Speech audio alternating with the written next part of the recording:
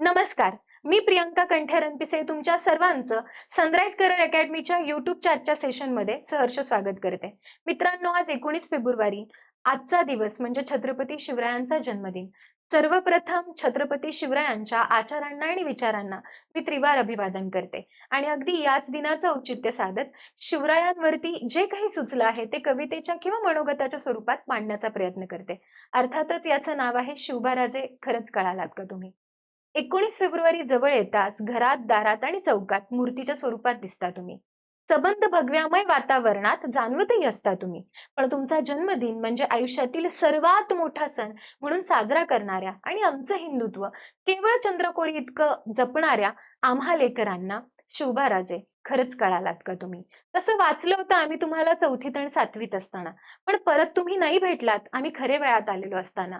अगदी इवल्याशा वयात रायरेश्वराच्या मंदिरात आपल्या सवंगड्यांसोबत शपथ वाहणारे तुम्ही. आपले वडील आदिलशाही आणि निजामशाहीमध्ये असतानाही तोरणा जिंकत इथल्या मुघल सत्तेला सर्वप्रथम धक्का देणारे तुम्हीच. पण आज जेव्हा इथल्या अन्यायाविरुद्ध आणि असमानतेविरुद्ध साधं भाष्यही करू शकत नाही आम्ही, तेव्हा खरंच प्रश्न पडतो, स्वतःला तुमचे अनुयायी म्हणून मिरवणाऱ्या आम्हा लेकरांना शिवबाराजे खरंच कळालात का तुम्ही? एकीकडं स्त्रीच्या इब्रतीची तमान बाळगणाऱ्या रांझाच्या पाटलाचे हात छाटणारे आणि न्याय देणारे असामान्य न्यायदंडाधिकारी तुम्हीच.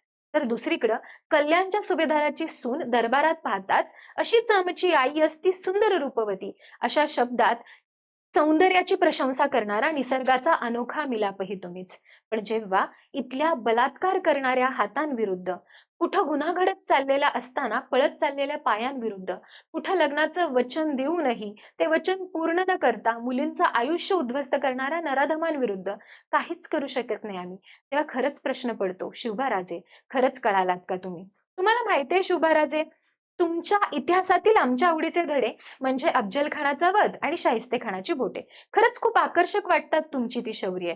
खरंच खूप आकर्षक वाटतात तुमच्या त्या वाघनक्या. पाहिल्या आम्ही त्याही इतिहासाच्या पुस्तकात. पण नाही लक्षात आलं कधी, की का अफजल खानाच्या भेटीसाठी तुम्ही प्रतापगडच निवडावा? नाही लक्षात आलं, की कुठे तो गड कुटुंबापासून दूर अवघड आणि डोंगरदरीचा असावा? नाही लक्षात आलं आमच्या नाही लक्षात आलं आमच्या जयसिंग्याच्या तहामध्ये 21 किल्ल्यांची बाब असतानाही प्रत्यक्षात नावं बदलून कमी किल्ले दिल्याची तुमची युद्धनीती. नाही लक्षात आलं आमच्या बहादूरगडावर एवढं सारं सैन्य असतानाही स्वतःच्या स्वराज्याचा एकही मावळा खर्ची न घालता अलगद उचलण्यासाठी, धान्याची राशी अलगद उचलण्यासाठी तुम्ही वापरलेली तुमची गोरिल्ला युद्धतंत्र नीती. कारण छत्रपती शिवराय म्हणजे युद्ध आणि युद्ध म्हणजे तलवार इतिहासात पसरवली गेली असावी कदाचित इतकीच तुमची ख्याती. आणि कदाचित म्हणूनच भारतापेक्षाही भारताबाहेर शिकवली जात असावी तुमची गोरिला युद्धतंत्र नीती. तुम्हीच म्हणायचा राजे, युद्ध हे तलवारीच्या पातीपेक्षाही बुद्धीच्या आणि मनगटाच्या जोरावर खेळलं जातं. पण आज जेव्हा तुमची हीच शिकवण बाजूला सारत तुमचा स्टेटस ठेवताना तुमच्या आणि भगव्याच्या आधी जेव्हा तलवार टाकायला लागतो आम्ही, तेव्हा खरंच प्रश्न पडल्याशिवाय राहत नाही. शिवबाराजे, आम्हा लेकरांना कळालात का तुम्ही? शिवबाराजे, अवघ्या 18 पगड मावळ्यांमध्ये प्रेरणा भरत स्वराज्याचे छत्रपती झालात तुम्ही. आपल्या आईनं दाखवलेलं हिंदवी स्वराज्याचं स्वप्न पूर्ण करणारे खरे आई भक्तही तुम्हीच. आरमाराचे जनक तुम्ही. माझ्या स्वराज्याची काडी ही परकीयांकडे गहाण राहता कामा नये अशी सिंहगर्जना करणारे प्रजादक्ष राजेही तुम्हीच. पण आज तुमच्याच अथक प्रयत्नातून निर्माण झालेल्या हजारो बलिदानातून साकारलेल्या महाराष्ट्रावर कोटींचं झालेलं कर्ज पाहून आज जिथे कुठे असाल तिथे खरंच दुःखी होत असाल का तुम्ही? प्रश्न पडतो राजे, स्वतःला तुमचे अनुयायी म्हणून घेणाऱ्या आम्हा लेकरांना खरंच आजवर कधी उमगलात का तुम्ही? आम्ही विसरून जातो राजे, मुस्लिमांविरुद्ध लढण्याच्या तुमच्या हजारो लढ्यांमध्ये आणि हजारो मावळ्यांमध्ये काझी हैदर नावाचे तुमचे मुस्लिम वकील होते. आम्ही विसरून जातो राजे, जातीयतेच्या आणि अस्पृश्यतेच्या भयंकर काळामध्येही त्या जातीयतेला न मानणारे तुमचे एकमेव हिंदवी स्वराज्य होते. पण आज याच सर्व धर्म समभाव जपणाऱ्या माझ्या छत्रपती राजांची स्वार्थी लोक जेव्हा वेगळी प्रतिमा बनवतात आणि आमच्यासारखी लेकरांना जेव्हा ती खरीही वाटू लागते, तेव्हा खरंच प्रश्न पडतो राजे, की शिवबाराजे आजवर खरंच कधीतरी आम्हाला उमगला होतात का तुम्ही? राजे, जर कळला असतात तुम्ही तर दिसली नसती एकही निर्भया इथं रस्त्यावरती पडताना. राजे, जर उमगला असतात तुम्ही तर दिसली असती इथली प्रत्येक स्त्री हिरकणीसम निर्भीड वागताना. राजे जर कळलं असतात तुम्ही तर कळलं असतं राजाराम पालथा जन्मला म्हणजे तो दिल्लीचं तख्त पालथा घालेल. यावरून पालथा जन्मने म्हणजे अंधश्रद्धा. या अंधश्रद्धेवर केलेला तुमचा कडक प्रहार. राजे जर खरंच उमगला असतात तुम्ही तर तुमच्या कर्तृत्वावरून आम्हाला हे जाणवलं असतं की गुन्हेगाराला आणि महान व्यक्तीला कधीच कुठला धर्म नसतो. गुन्हेगारापेक्षा त्याच्या गुन्हेगारी वृत्तीचा द्वेष करा. राजे जर कळला असतात तुम्ही तर कळलं असतं तुम्ही मुघलांविरोधात होतात खरे पण मुस्लिम द्वेष्टे नव्हतातच कधी. पण जेव्हा आज तुम्हाला स्वतःचं आम्हाला तुमचं अनुयायी म्हणत असताना, जेव्हा इथं गुन्हा घडल्यानंतर गुन्हेगारापेक्षाही किंचितसं त्याच्या जातीकडे लक्ष द्यायला लागतो आम्ही, तेव्हा खरंच प्रश्न पडल्याशिवाय राहत नाही. आम्हा लेकरांना छत्रपती शिवबाराजे खरंच कळालात का तुम्ही?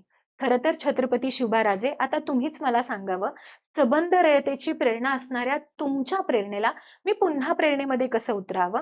संबंध युवाजनांचा दिलासा आणि आधार असणाऱ्या आधारस्तंभाला मी पुन्हा आधारामध्ये कसं परावर्तित करावं? खरं तर याचं एकच साधंसं उत्तर मला पुन्हा मिळावं, की राजे तुम्ही पुन्हा जन्माला यावं. तसं तर आम्ही सर्वच म्हणतो, राजे पुन्हा जन्माला या तुम्ही, राजे पुन्हा जन्माला या तुम्ही. पण तरीही आता सध्या कुठेतरी मनाला प्रश्न पडतो राजे, आजच्या या जगात आम्हा सर्वांचं ऐकून जर खरंच जन्माला आलात तुम्ही, तर आजवर तुम्हाला जाणूनच न घेतलेल्या आम्हा लेकरांना खरंच जन्मलात तुम्ही, तर ओळखू याल का तुम्ही? ओळखू याल का तुम्ही? शिवाजी महाराजांविषयी जे जाणवलं, जे उमगलं, ते साध्या सरळ भाषेमध्ये मांडण्याचा प्रयत्न केलेला आहे. यातून याचा जो अर्थ आहे, याचं जे ॲब्स्ट्रॅक्शन आहे, ते अर्थातच तुम्ही सर्वजण स्वतःच्या विचारांमध्ये अंमलात आणाल आणि राजांची प्रतिमा जेवढी आभाळा एवढी, हिमालया एवढी उंच आहे, तेवढ्याच त्यांच्या विचारांना, अथांग असणाऱ्या विचारांना आपण आपल्या विचारांमध्ये पेरावं.